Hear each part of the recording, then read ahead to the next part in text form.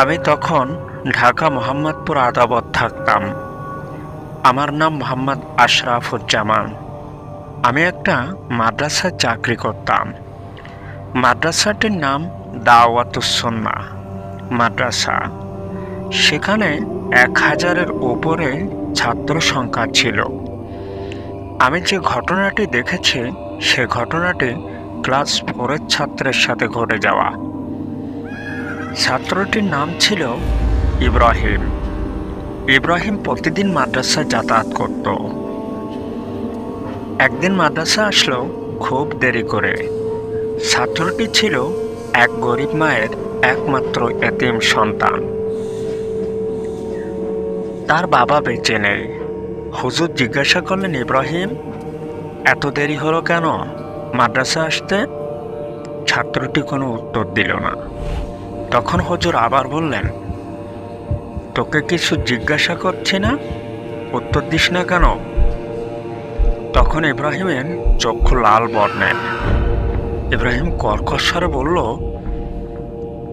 এই, আমি কোথায় ছিলাম তোকে কৈফিয়ত দিতে হবে?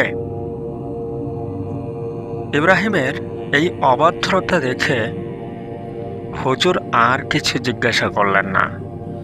হুজুর ভাবলেন, ইব্রাহিম তো খারাপ ছেলে না, হঠাৎ তার এই পরিবর্তন হলো কেন? হুজুর একটু নজরে রাখলেন। দেখলেন সে ইব্রাহিম তার ক্লাসের বন্ধুদের সাথেও ভালো ব্যবহার করছে না। এবার টিফিনের সময় এলো। ছাত্ররা খাবার বের করলো খাওয়ার জন্য। এবার ইব্রাহিম কেড়ে খেতে লাগলো সব ছেলেদের খাবার।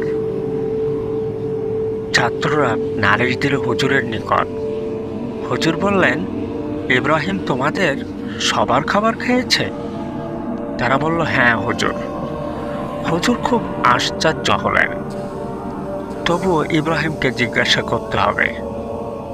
যদিও সে ছোট একটা ছেলে, একাই সবার খাবার কি করে খেতে পারে?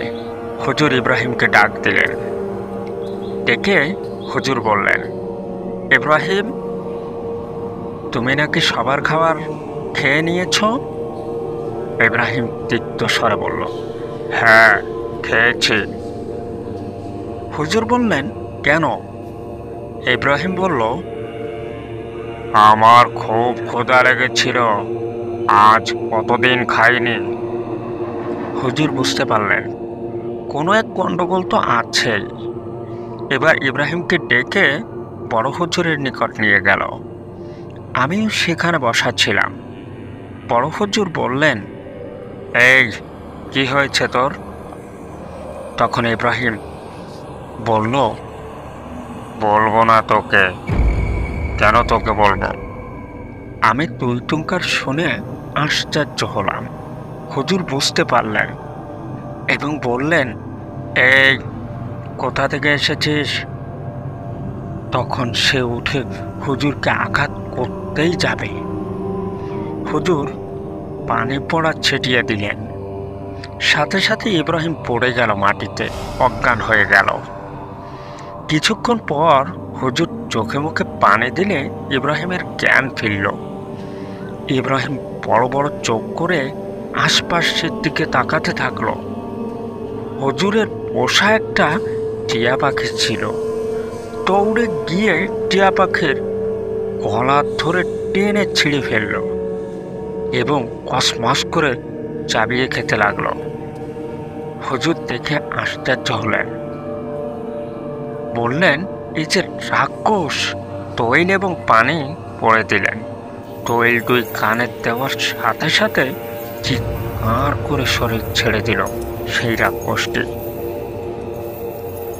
এবং আবার মাটিতে পড়ে গেল ইব্রাহিম। বড় হুজুর বললেন, আমাদের সবাইকে এবার দেখবেন সত্যি সত্যিই ওর শরীর ছেড়ে দিয়েছে। আমরা পড়া পানি খাওয়ালাম তাকে ওই অজ্ঞান অবস্থায়। আস্তে আস্তে সে খেয়ে নিল। সে সত্যি সুস্থ হয়ে উঠল। আমরা একটু স্বস্তির নিঃশ্বাস নিলাম।